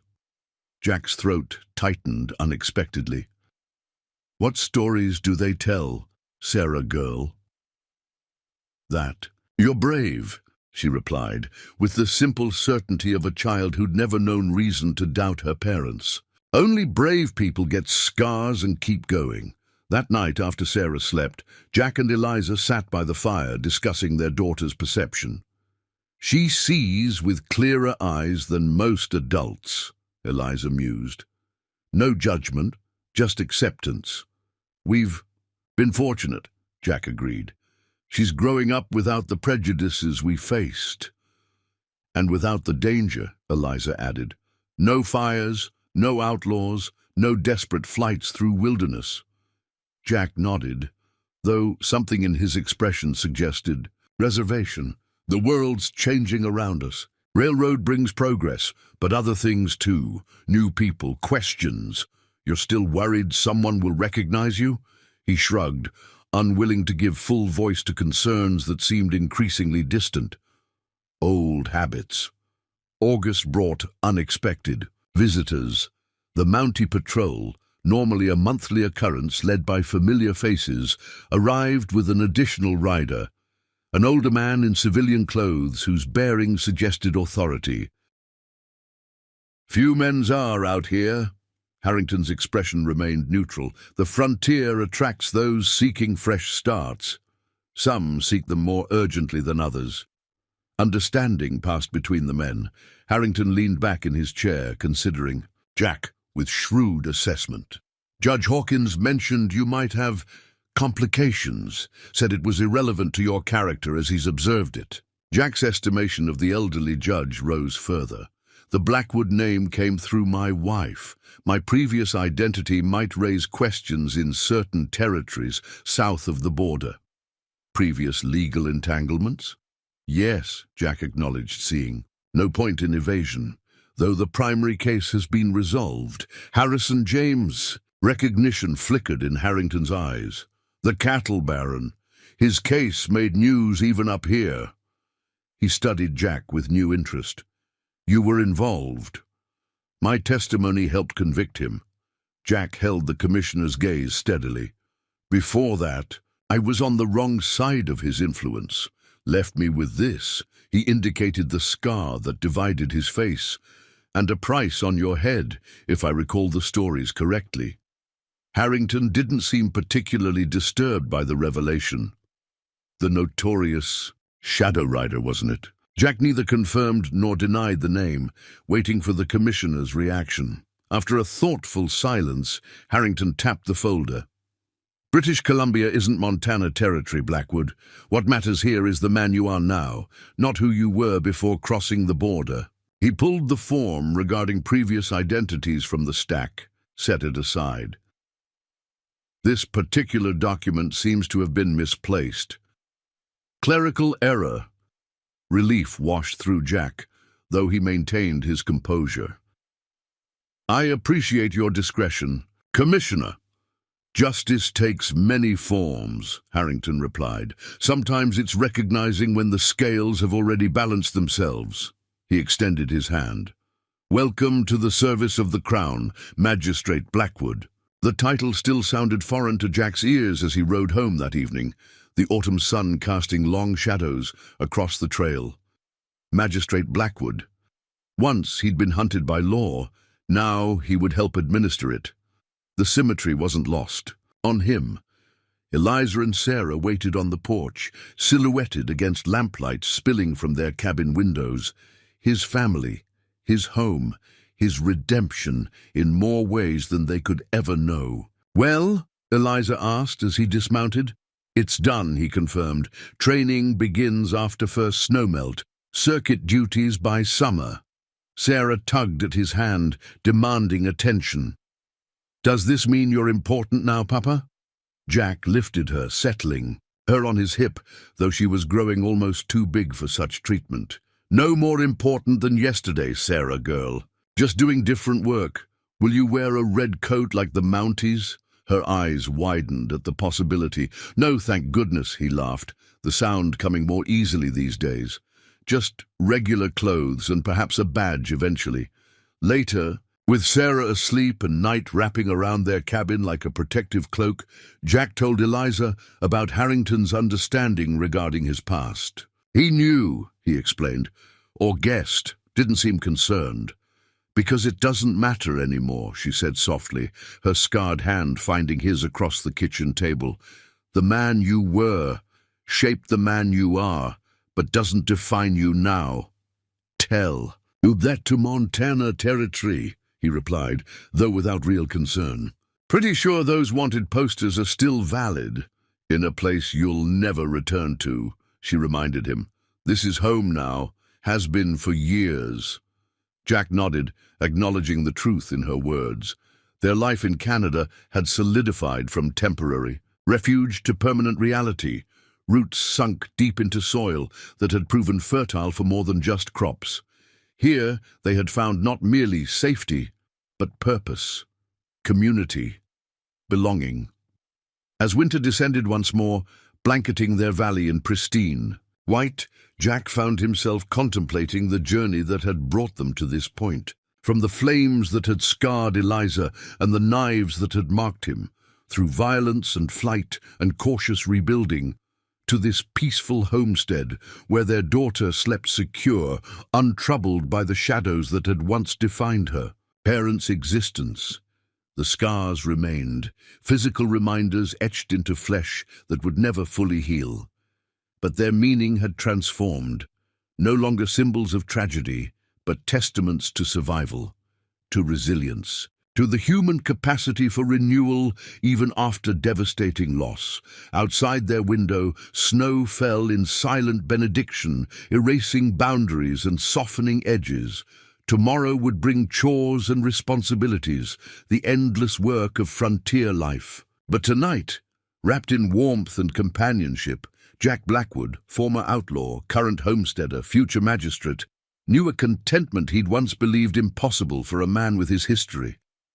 Eliza stirred beside him, her breathing deep and even in sleep. Moonlight filtering through frost-edged glass illuminated her scarred profile, beautiful to him in ways conventional beauty could never match. In her face, he saw strength that had survived fire. In her love, he'd found redemption that transcended. A justice, quite a story we're writing, he whispered, too softly to wake her. Not the one either of us expected. But perhaps, he reflected as sleep finally claimed him, it was all the more precious for being unexpected. Like the wildflowers that bloomed after forest fires, their life together had emerged from devastation's aftermath, fragile at first, then increasingly robust, ultimately transforming scorched earth into something not merely survivable, but beautiful. In the bedroom down the hall, Sarah murmured in her dreams, secure in the knowledge that tomorrow would bring her parents' steady presence, their unwavering love. She had never known them as the mail-order bride with hidden scars or the outlaw with a price on his head. To her, they were simply Mama and Papa, the center of her world, the authors of her security, and perhaps, Jack thought as consciousness faded, that was the most profound transformation of all, that their scars, both visible and hidden, had become merely parts of a larger whole rather than defining characteristics. That in creating a family, they had finally found the acceptance denied them elsewhere. The Shadow Rider was a ghost now, a frontier legend fading like footprints in fresh snow. Jackson Cole existed only in old wanted posters and the memories of those who had known him in another life. Jack Blackwood, husband, father, homesteader, soon-to-be magistrate, was the reality, the present, the future. As dawn approached, painting the snow-covered valley in delicate rose and lavender, a new day prepared to unfold. One among thousands that would comprise the continuing story of a family forged in fire and steel, tempered by adversity, and ultimately strengthened by the very forces that had once threatened to destroy them. Outside their window, an eagle soared above the pristine landscape, powerful wings carrying it effortlessly through currents invisible to earthbound observers, free, unhindered. A fitting emblem for souls who had once been caged by circumstance and expectation, but who had finally found their way to open sky. The wooden gavel struck with decisive finality. "Case dismissed," Jack pronounced, his voice carrying through Fort Colville's newly constructed courthouse. He'd been Judge Blackwood for 8 months now, the heavy robes of office still feeling foreign against his shoulders, despite the growing confidence with which he wore them. The plaintiff, a silver-haired prospector claiming theft of his claim, rose in outrage. "This ain't justice," he bellowed, face flushing crimson beneath his weathered tan. "That land's mine by right of discovery." Jack remained impassive, though his scarred hand tightened almost imperceptibly on the gavel. "Mr. Hollister," The evidence clearly establishes that Running Elk's people hunted those grounds for generations before you staked your claim. Provincial law recognizes prior usage rights. Indian rights? Hollister spat the words. Since when does a murder in Outlaw care about the courtroom? Fell deadly silent. Jack felt the familiar ice spreading through his veins, the shadow rider stirring within the judge's robes.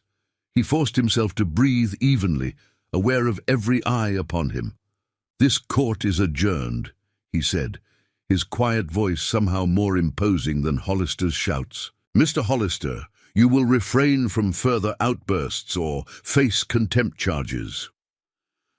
Gathering his papers with deliberate calm, Jack retreated to his chambers, the whispers already starting behind him.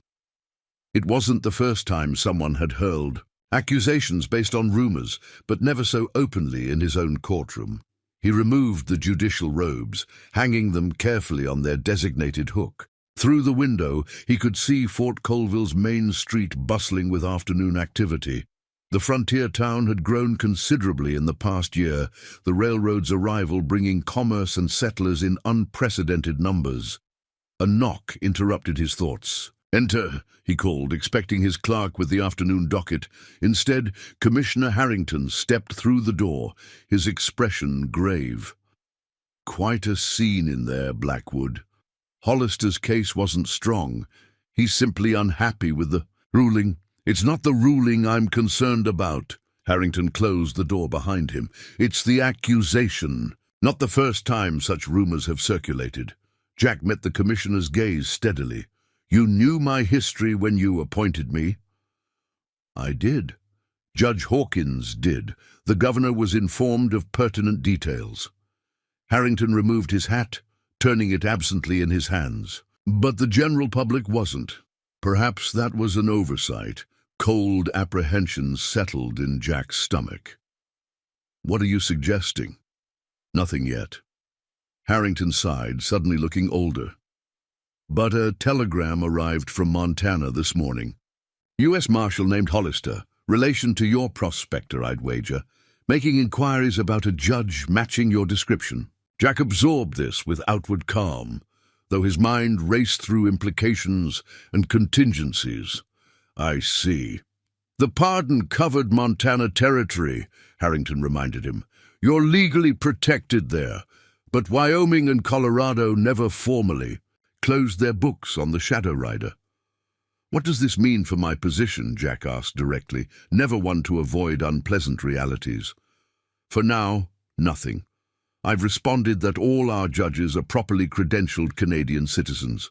Harrington replaced his hat. "But I felt you should know. The past has a way of surfacing, especially as this territory grows more connected to the world." After the commissioner departed, Jack remained motionless at the window, watching the town that had become his domain. For the first time in years, he felt the old vigilance returning, the habitual scanning of rooftops, the mental calculation of escape routes, the awareness of vulnerability. He thought of Eliza, currently in Vancouver for her second term of legal studies, of Sarah, thriving in the town school where no one questioned her parentage or history, of the life they'd built, balanced between their homestead's isolation and Fort Colville's opportunities, all suddenly precarious because of whispers and telegrams. Jack completed his afternoon court session with mechanical precision, though his thoughts remained divided. When he finally headed home in the spring twilight, he found Sarah on their small townhouse porch, reenacting some elaborate drama with carved wooden figures. "Papa!" She abandoned her play to launch herself into his arms. At 7, she'd grown, tall and lanky, her dark hair plaited neatly, but already escaping its confinement, much like the girl herself, too vibrant to be fully contained by conventional boundaries. "Hello, Wildcat." He caught her easily, inhaling the reassuring scent of clean child and spring air. "What mischief have you found today?" "Not mischief. Education." She emphasized the word with the precise diction she'd inherited from Eliza. Miss Pembroke taught us about Parliament and the Queen. Did you know the Queen is a woman, but most of the judges are men? Why is that, Papa? Her innocent question carried unexpected weight today. Because sometimes the world changes slowly, he answered, setting her down. Even when it should move faster, like Mama studying law, exactly like that. Jack smiled despite his preoccupation. Some people think women shouldn't be lawyers or judges, but they're wrong. Your mother will prove that. Sarah nodded, accepting this with child's logic. When I grow up, I'll be a judge too, with a red coat like the Mounties. Judges wear black robes, not red coats, he corrected gently, her small brow furrowed. Then I'll change that too. Inside their modest townhouse, Mrs. Wilson, the kindly widow who kept house and minded Sarah during Jack's court days, had supper waiting. After ensuring Sarah was settled with her meal, Jack retreated to his study, the telegram from Montana demanding his full attention. The logical response was to do nothing. His Canadian citizenship was legally established. His appointment was legitimate. The pardon in Montana remained valid. Yet experience had taught him that legal protections meant little when emotion and vengeance drove men's actions. But they all recognized the practical impact. In a frontier community where perception often outweighed legal technicalities, the suspension itself would be interpreted as confirmation of wrongdoing. Jack's carefully constructed identity as judge, Blackwood, would be permanently tarnished, regardless of the investigation's outcome. After the visitors departed, Hollister with barely concealed triumph, Harrington and Collins with uncomfortable formality, Jack and Eliza sat in silence, absorbing the seismic shift in their circumstances. What now? She finally asked, the practical question encompassing their entire future. Before Jack could respond, the front door burst open and Sarah raced in, Mrs. Wilson following apologetically behind. She heard children discussing her father at school. The housekeeper explained. Became quite upset. I thought it best to bring her home early. Sarah flung herself into Jack's arms, her small face fierce with protective indignation. Tommy Erickson said you're not going to be judge anymore, that you're going to jail. I told him he's a liar. Jack held her close, meeting Eliza's eyes over their daughter's head. In that shared glance lay understanding of what must come next. Not for themselves alone, but for Sarah, whose world was suddenly clouded by adult complexities she couldn't fully comprehend. Not jail, Wildcat, he assured her gently. Just a change. Remember how we talked this morning about mistakes and starting over? Sarah nodded against his shoulder. The ink on the primer. Something like that, he agreed. The childhood metaphor, now weighted with painful adult reality. Sometimes we need a fresh page to write our stories on. She pulled back to study his face with that uncanny perception that sometimes made her seem older than her years. Are we going to the homestead? Away from the mean people? For a while, Eliza confirmed, moving to join their embrace, while Papa sorts out some old business. That night, after Sarah finally slept, Jack and Eliza planned their next steps in low voices at the kitchen table. The suspension was only the beginning. Wyoming authorities would petition for extradition. The process might take months, even years, but the cloud of accusation would hang over them indefinitely. We could fight it legally, Eliza suggested. I've learned enough in my studies to know the extradition case is weak. 12 years passed, contradictory witness statements. Your established character here. We could, Jack acknowledged. But to what end? Even if we prevail, my judicial career is finished. The whispers will follow Sarah through school. Your legal studies will be tainted by association. So we abandon everything we've built? Again, frustration edged Eliza's voice. Run from the life we've made, the community that's accepted us. Not running, Jack corrected quietly, choosing a different path. There's a distinction. She recognized his words from years earlier when they'd faced similar crossroads after Harrison James's men found their first homestead. The homestead, then, permanently. For now. He reached across the table to take her scarred hand in his. We have resources. Sarah's education can continue, though differently than we'd planned. Your studies too, though perhaps through correspondence rather than residence. Eliza sighed, the practical considerations overwhelming momentary emotion. And you, after being... Judge Blackwood, can you return to being simply a farmer? The question penetrated deeper than she perhaps intended. Jack had found unexpected fulfillment in his judicial role, using his unique perspective to balance rigid law with compassionate understanding. The loss was more than professional. It touched something fundamental about the man he'd become. I'll be Sarah's father, he said finally, your husband. A man who keeps trying to balance the scales, though perhaps in less official capacity. 3 days later, a loaded wagon pulled away from their Fort Colville house in pre-dawn darkness. Jack had resigned his position officially, citing personal matters requiring extended attention, rather than directly addressing Hollister's accusations. Harrington had accepted with visible regret, promising to ensure the investigation proceeded fairly despite Jack's departure.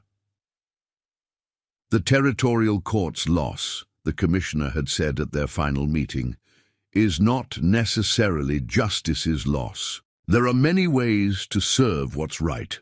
Eliza had suspended her formal studies, but arranged to continue through correspondence and periodic trips to Vancouver. Their townhouse would be maintained minimally, a foothold in civilization for necessary business and educational purposes. As Fort Colville disappeared behind them, Sarah sitting between them on the wagon seat, Jack felt a complex mixture of emotions, disappointment and relief, regression and liberation. The weight of Jackson Cole's past had never fully lifted, despite years of living honorably as Jack Blackwood. We've done this before, Eliza observed, reading his expression with practiced familiarity. Started over, built something from nothing. We have, he agreed, though I had hoped Sarah would be spared the necessity. Their daughter, bundled against the morning chill, looked up at his words. Is this an adventure, Papa, like in my books? The simplicity of the question caught him off guard. To Sarah, this journey represented not loss, but possibility, not retreat, but advance into new territory. Her perspective, unclouded by adult regrets, offered something he hadn't expected, reframing. Yes, Wildcat, he replied, something lightening. In his chest, the best kind of adventure, one we share together. As the rising sun gilded distant mountains, Jack guided their wagon toward the valley that had first sheltered them years earlier. The homestead awaited, not as refuge this time, but as foundation for whatever came next. The journey had circled back, yet they traveled not as the damaged souls who'd first fled across the border, but as a family tempered by experience. The scales hadn't balanced perfectly. Justice remained incomplete, but in Sarah's untroubled acceptance, in Eliza's steadfast presence beside him, Jack recognized that redemption came in unexpected forms, not through judicial robes or public restoration, but in the private territory of family and purpose, and perhaps that finally was enough. Preparing and narrating this story took us a lot of time, so if you are enjoying it, subscribe to our channel. It means a lot to us. Now back to the story. He needed Eliza, her clear thinking, her steadying presence, but she wouldn't return from Vancouver for another 3 weeks, her studies reaching a critical phase. Their separation, while necessary for her advancement, had never felt more poorly timed. After Sarah was tucked into bed with a story about brave princesses who rescued themselves, Jack composed a careful letter to Eliza. He detailed Hollister's outburst and the marshal's inquiry, trying to balance honesty with reassurance. The situation warranted caution, not panic. Not yet. He was sealing the envelope when a knock came at the front door, too late for casual visitors. His hand moved automatically to the desk drawer, where he still kept a revolver, though he hadn't carried one openly in years. Through the peephole, he recognized Eleanor Preston's distinctive silhouette. Eliza's friend, now a respected figure, in Fort Colville's social circles, wouldn't call without serious purpose at this hour. "Mrs. Preston," he greeted her, noting her agitated expression. "Is something wrong?" "I believe you should know," she said without preamble. "There's been talk at the Fort Colville Social Club this evening. About your past, about Montana." Jack ushered her inside, keeping his voice low to avoid waking Sarah. "What kind of talk?" "The prospector from your courtroom, Hollister, has been drinking heavily at the hotel saloon, making wild accusations. That you're a wanted murderer, that you killed his brother years ago in Wyoming territory."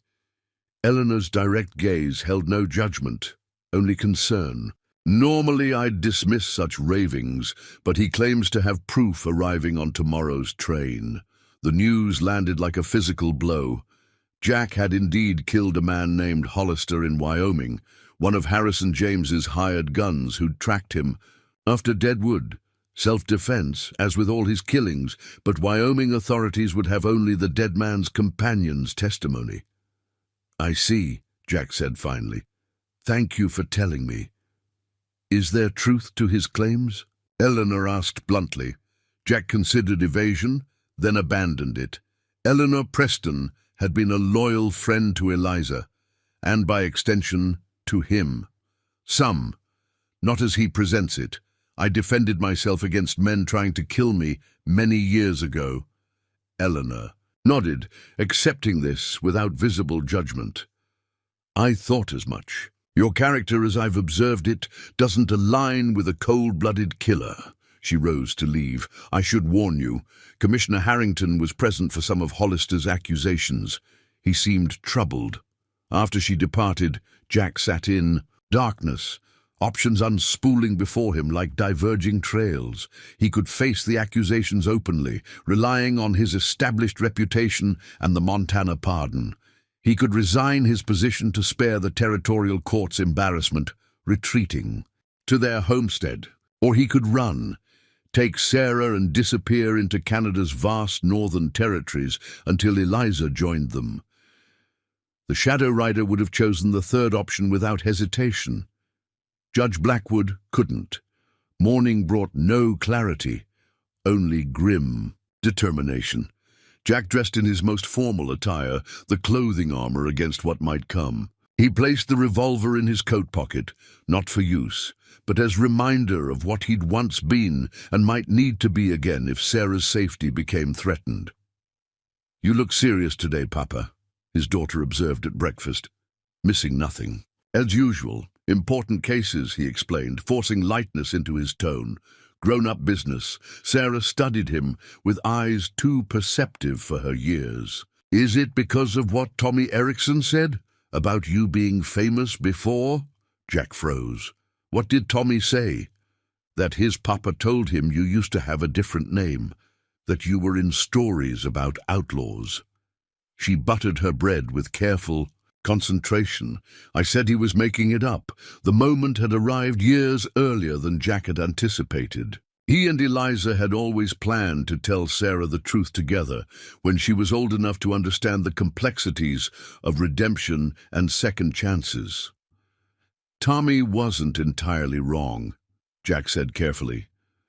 "Before you were born, before I met your mother, I had a different life. Made some mistakes, had to start over." Sarah processed this with surprising equanimity, like when I spilled ink on my primer and had to begin again with a clean book. "Something like that," Jack agreed, grateful for the child's capacity to simplify without trivializing. "But much more serious. People got hurt." "Were you bad?" The directness of childhood, cutting straight to the heart. Jack considered his answer carefully. I did some bad things, for reasons that seemed right at the time. Then I learned better ways to solve problems. And now you're a judge. Sarah nodded, connecting these disparate realities without apparent distress. So you help people fix their mistakes too? I try to, Jack acknowledged, humbled by her straightforward acceptance. Is someone mad about your old mistakes? Her perception startled him anew. Yes, he admitted. Someone who doesn't understand that people can change. Sarah's small hand covered his, a gesture of comfort she'd clearly learned from Eliza. I'll tell them they're wrong. You're the best papa. Everyone says so. Jack's throat tightened unexpectedly. Thank you, Wildcat. But this is my problem to solve, not yours. After ensuring Sarah was safely delivered to school with instructions for Mrs. Wilson to keep her close, Jack headed not to the courthouse, but to Commissioner Harrington's office. Better to address the situation directly than await its inevitable eruption. The commissioner was reviewing documents when Jack entered, his expression revealing nothing. Judge Blackwood, I wasn't expecting you until court convenes at 10. This couldn't wait. Jack remained standing, formal and direct. I understand Marshal Hollister has made specific allegations regarding my past. I believe I should address them before they become public spectacle. Harrington set aside his papers with deliberate care. Perhaps you should. In Wyoming Territory 12 years ago, I killed a man named Ezekiel Hollister. He and his companions ambushed me under orders. From Harrison James. Jack kept his voice steady, factual. It was self-defense, though Wyoming authorities would have only his companion's testimony, claiming otherwise. I see. Harrington's expression remained studiously neutral. And this is connected to the Marshal's inquiry. How?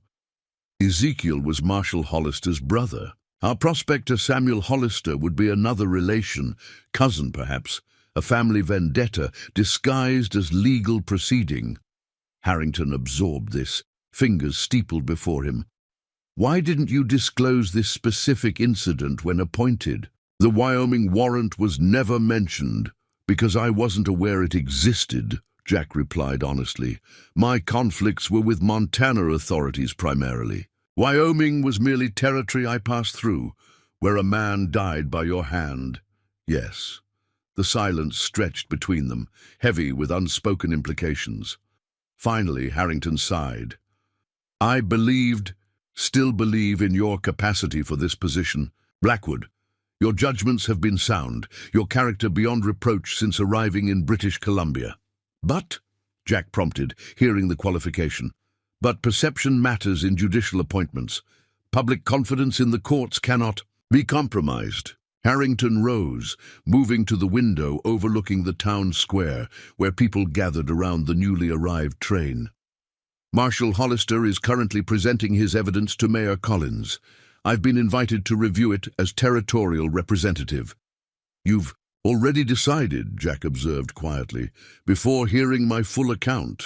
I've decided nothing, Harrington countered, turning back to face him. But I must consider all perspectives, including the potential damage to the territorial court system's reputation. And my family? Jack asked, the question encompassing concerns too numerous to enumerate. Something softened in Harrington's expression. No one disputes your Canadian citizenship or questions your conduct since crossing the border. This is about your judicial appointment specifically, not your right to remain in British Columbia. It was small comfort, but better than none. Jack nodded once, then turned to leave. Blackwood, Harrington called after him. For what it's worth, I still believe you're the right man for this bench. But we serve at the public's discretion, not our own. The train had brought more than Marshal Hollister's documentation. Among the disembarking passengers, Jack spotted a familiar figure that stopped him mid-stride. Eliza, travel-worn but unmistakable even at a distance. He pushed through the crowded platform, reaching her as she collected her valise from the porter. Eliza, you weren't expected for weeks. She turned, relief washing over her face at the sight of him. I received your letter about Hollister. took the first train back. Her scarred hand found his immediately, grounding him as it always had. Eleanor telegraphed as well, with additional details you omitted. Despite everything, Jack smiled. I shouldn't have underestimated your friend's efficiency. Nor mine, Eliza added, studying his face intently. How bad is it? Worse than yesterday. Better than it might become. He took her valise, guiding her through the crowd. Marshal Hollister arrived on the same train as you, Wyoming warrant in hand, I suspect. Eliza absorbed this calmly, though her grip on his arm tightened. Sarah? At school. Mrs. Wilson will bring her home after. I had a simplified conversation with her this morning. Tommy Erickson apparently shared some rumors. She was bound to learn eventually, Eliza sighed, though I'd hoped we'd face that moment together with better preparation. They walked toward their townhouse in silence for several moments, each processing the rapidly evolving situation. Finally, Eliza spoke with the practical directness that had first drawn him to her. What are our options? Limited, Jack admitted. Harrington is reviewing the Wyoming evidence now. If he feels it credible, I'll likely face suspension pending investigation. And if he suspends you? Then Judge Blackwood steps aside while Jackson Cole's ghosts are examined. He kept his voice low, though the busy street offered little chance of being overheard. Worst case, extradition proceedings. They can't extradite you, Eliza protested. You're a Canadian citizen. This happened over a decade ago. Legally, you're right. Practically, he shrugged. Frontier justice has always operated by its own rules. Men have been dragged across borders for less. At their house, Jack helped Eliza settle in, explaining in greater detail the events of recent days. She listened without interruption, her scarred face thoughtful in the afternoon light, filtering through lace curtains she'd hung to civilize their frontier dwelling. I should have anticipated this, she said finally. We've been complacent, too comfortable in our new identities. We've been living honestly, Jack corrected gently. Building something worthwhile. Yes, but... She broke off as voices approached. At their front door, multiple men speaking with official tones. Jack moved to the window, confirming his suspicion. Commissioner Harrington, Mayor Collins, and a broad-shouldered man with a silver star pinned to his vest. Marshal Hollister, presumably. The Wyoming lawman's resemblance to his dead brother was striking, awakening memories Jack had long suppressed. Stay. Inside, he told Eliza, stepping onto the porch before they could knock. Judge Blackwood, Mayor Collins began, uncomfortably. This is Marshal Thaddeus Hollister from Wyoming Territory. He has concerns he wishes to discuss. Jackson Cole, Hollister corrected, his hand resting conspicuously near his holstered revolver. Wanted for the murder of my brother and 2 other men in Sweetwater County, 1878. Jack acknowledged him with a slight nod, neither confirming nor denying the identity. I understand you've brought documentation for the commissioner's review. Brought more than paper. Hollister's mouth twisted in a humorless smile. Brought witnesses, brought justice, 12 years delayed. We're still reviewing the material, Harrington interjected, clearly uncomfortable with Hollister's aggressive approach. No conclusions have been reached. The marshal's expression hardened. My brother's blood demands. Your brother tried to kill me, Jack stated flatly, patience evaporating. He and his companions ambushed me on Harrison James's orders. Draw your weapon or present your evidence properly, Marshal, but spare me the avenging angel performance. The directness seemed to catch Hollister off guard. He'd clearly expected denial or evasion, not confrontation. Before he could respond, the door opened behind Jack and Eliza stepped onto the porch. Gentlemen, she addressed them collectively, her Boston education evident in every syllable. I believe this discussion would be more productive inside, away from public speculation.